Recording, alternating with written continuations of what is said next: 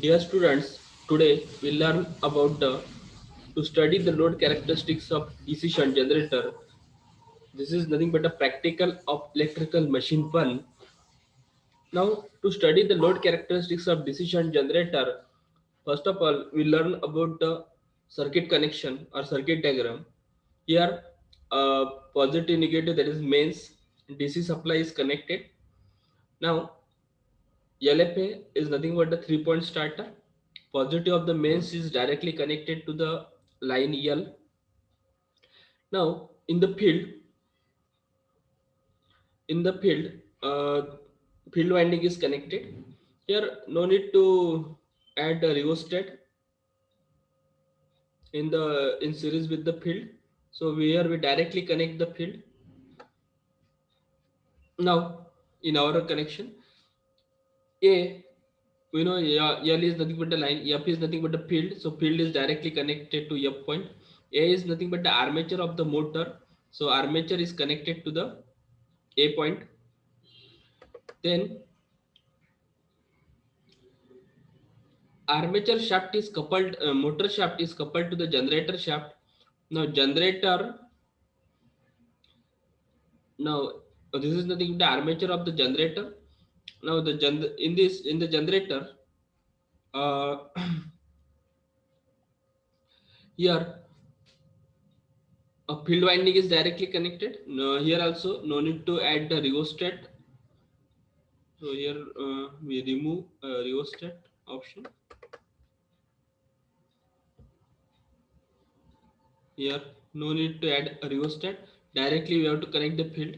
Here ammeter, no need to measure the field current. So here the only field is present, and voltmeter is connected across the load, in which in series with that, here before that ammeter is connected to measure the value of the load current.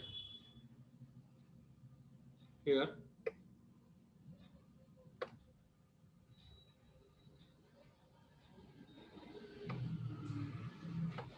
here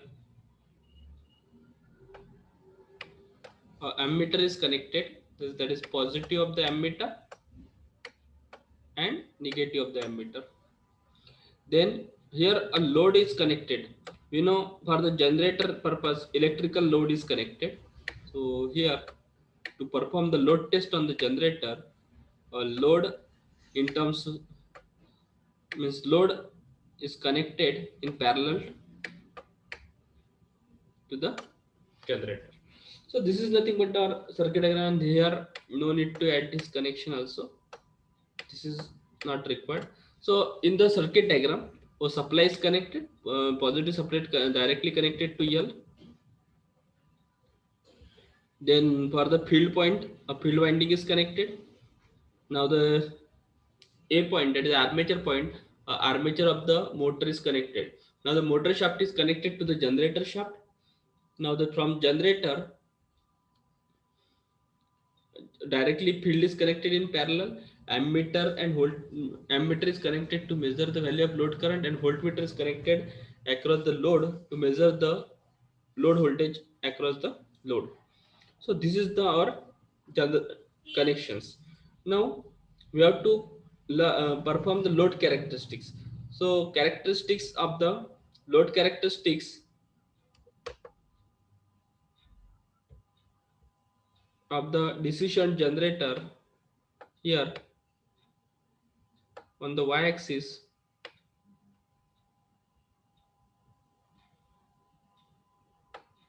on the y-axis voltage is present.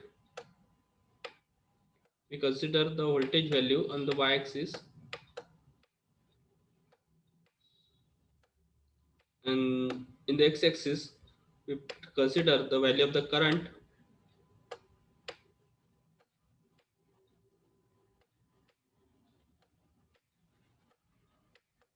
Now the voltage, now there are three types of the characteristics. One is OCC, second is internal characteristics, and third is external characteristics. We know the in case of the OCC we get a constant value the voltage at particular value of the field current. So this is the this line represent the OCC. Now inter then with OCC is nothing but the curve between E0 and IF. So it is the curve that is E0 no load voltage versus IF, that is field current.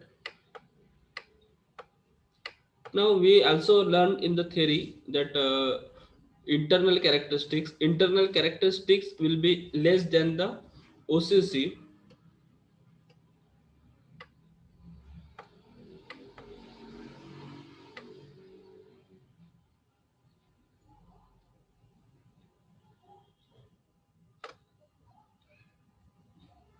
Now in the internal characteristics, it is the curve between the load voltage at the loaded condition, that is EG, versus armature current, that is generator voltage at the loaded condition, and armature current. And this curve will be less than the OCC by due to armature reaction drop. So it is less due to armature reaction, the reaction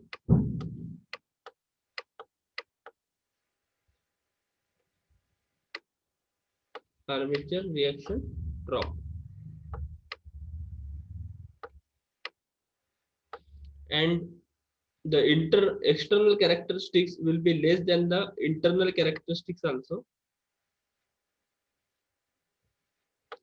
And this curve is in between load voltage V, that is terminal voltage, versus load current IL. And this external characteristics is also less than the internal characteristics by drop, which is called armature drop, that is IARA drop. So in this load characteristics, we have to plot the curve between terminal voltage and current, and we get the curve V into IL in this manner. So that is the external characteristic. So let us discuss this part by using the virtual lab. Now here I will open a virtual lab. Now for the previous year electrical machine 1 virtual lab. Now in the previous I used the Google Chrome, but here I use the Mozilla because sometimes a browser may not support the virtual lab. At that time we have to change the browser. So here I use the this browser. Now open this.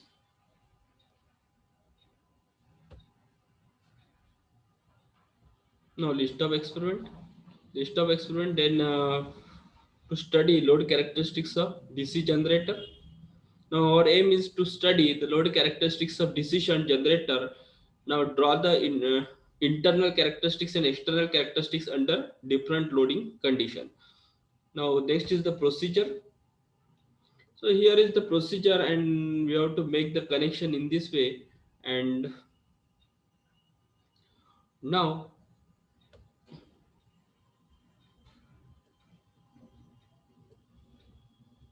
next is our simulation.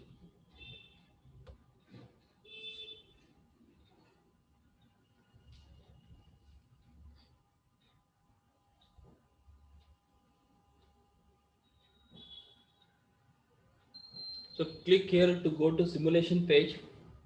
Now our components are ready. Again, this is an MCB. This is a 3-point starter. LFA, there is line, field, and armature. Here, here ammeter 1, voltmeter 1, ammeter 2, voltmeter 2, lamp load is given, your DC motor, DC generator. So these are the components. Now remember that MCB as the DC supply is given, so negative positive is given. LFA 3-point starter is given, line field armature. This analog ammeter, analog voltmeter. Okay, the range is voltmeter range to 1 to 230 volt, ammeter range 1 to 20 ampere. Again, here a DC motor shaft is coupled to the DC generator. We have to rotate the shaft of the DC generator. So to rotate that shaft, we use the the output of this motor is mechanical. So mechanical output is given as an input to the DC generator, and we know the load is connected to the DC generator is electrical. So this is nothing but the load, lamp load in of the electrical. So we have to make the connection now. Again, here the positive of the mains is connected to ammeter because we required the line current. Now then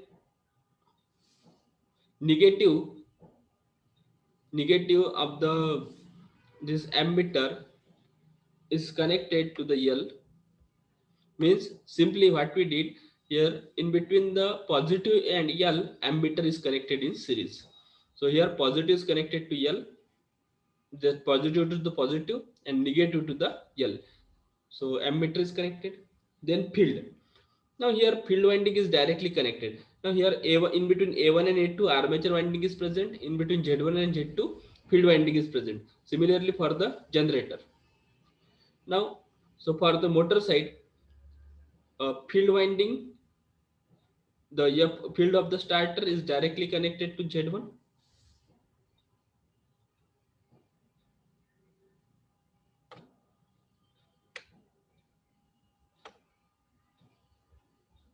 Now and field the second part Z2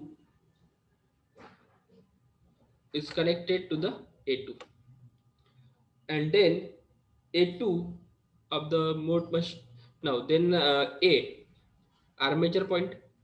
Now the armature point is directly connected to A1,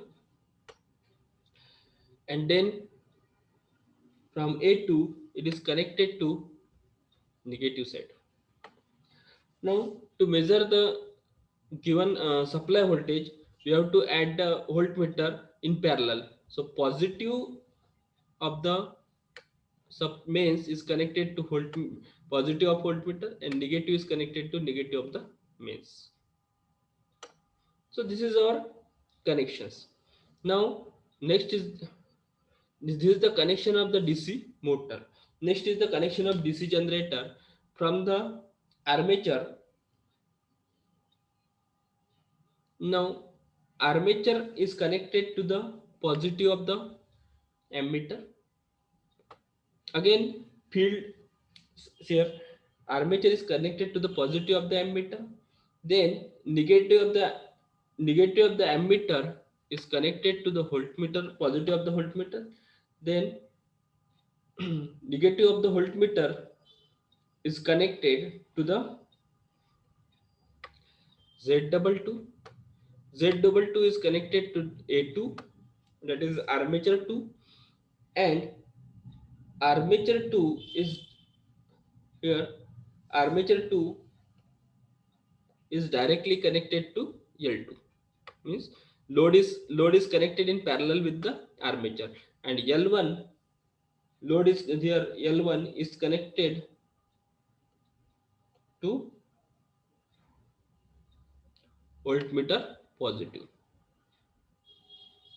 Okay.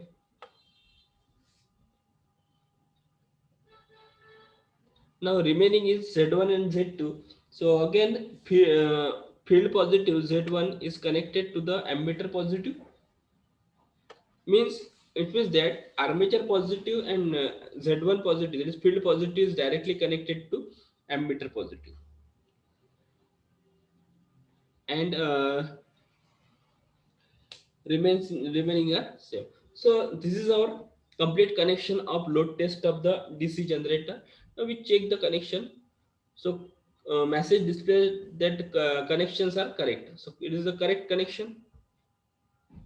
Now when we okay that, then automatically our system will be start. Now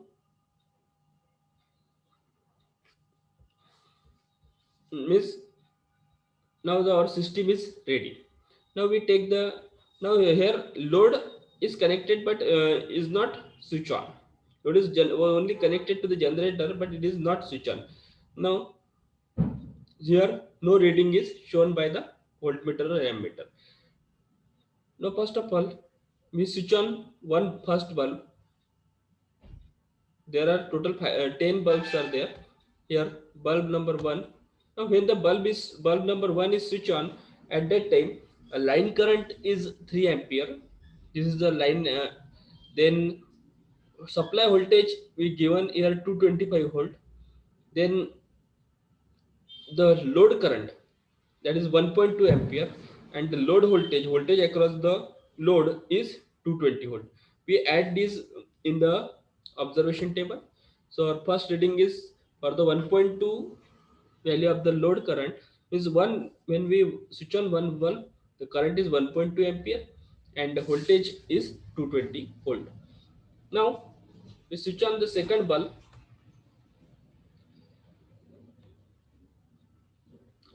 Now again the line current increases. This supply voltage is constant. Load current increases 2.8 and the voltage will be reduces. Voltage across the, we know that whenever we increase the value of load current, load current, at that time value of the voltage will be decreases. So again we add this. Now we similarly when we switch on the third light, now we switch on the third light. So at that time, again the line current increases. Again supply voltage remains constant. Load current also increases and the load voltage decreases. Again we add this value in our observation table. We goes on increasing the load. Fourth light will be switch on. Again the load current increases and load voltage decreases. Again we add. You have to take up to 6 reading. Now the fifth light, your fifth light will be on. Again the load current increases. Again voltage will be decreases. Now sixth light, sixth number light will be on. Now the again the load current increases and the load voltage decreases. So in this way, whenever when the load goes on increases, load current increases and the voltage across the load will be decreases. Now here we have to plot the graph in between the terminal voltage, that is load voltage versus load current. Now we have to click on the graph, and so here minimum 6 readings are required. Again we have to,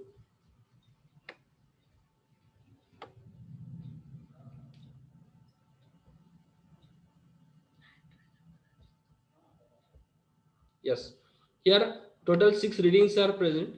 Now we have to plot the graph. Now this is on the y-axis voltage values are present, on the x-axis current values are present. Now as the, from this we conclude that as the current goes on increases, that is the load, means load goes on increases, load current increases, and when the load current increases the voltage will be decreases.